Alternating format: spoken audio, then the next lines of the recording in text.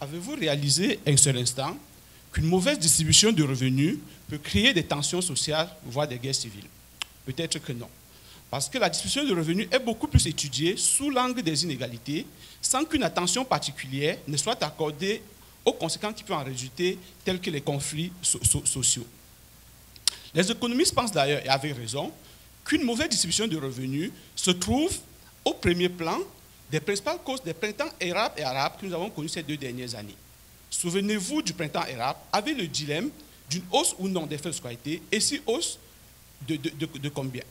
Cela arrive parce qu'une mauvaise distribution de revenus entraîne la disparition de la classe moyenne au profit de 2 classes extrêmes, des riches et des pauvres. On dit que la société est polarisée. Les 2 groupes peuvent alors venir à s'affronter dans un conflit social où les riches veulent protéger leurs intérêts et leurs acquis. Les pauvres, eux, veulent protester contre un ordre social qui leur est défavorable.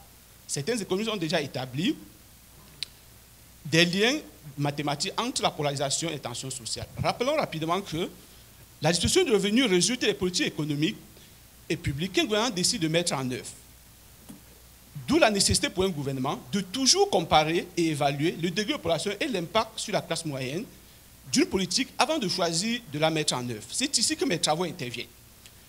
Ils sont d'actualité. Je propose une approche scientifique pour faire de telles comparaisons et j'utilise en fait les méthodes statistiques bien connues en économie. Ainsi, j'ai répondu au dilemme du choix plus haut entre une hausse substantielle des frais de scolarité avec une bonification de l'aide aux études et une indexation avec des balises différentes, laquelle polarise plus ou moins la société. Quel est l'impact de chacun sur la classe moyenne?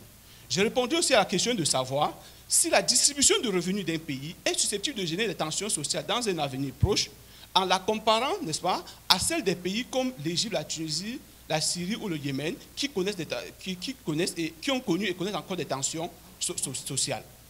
Actuellement, nous pensons que ces travaux vont influencer les choix de politique économique dans un avenir proche. Nous sommes en train de les appliquer dans un échantillon de pays en Afrique, à l'ouest et dans les pays du Nord.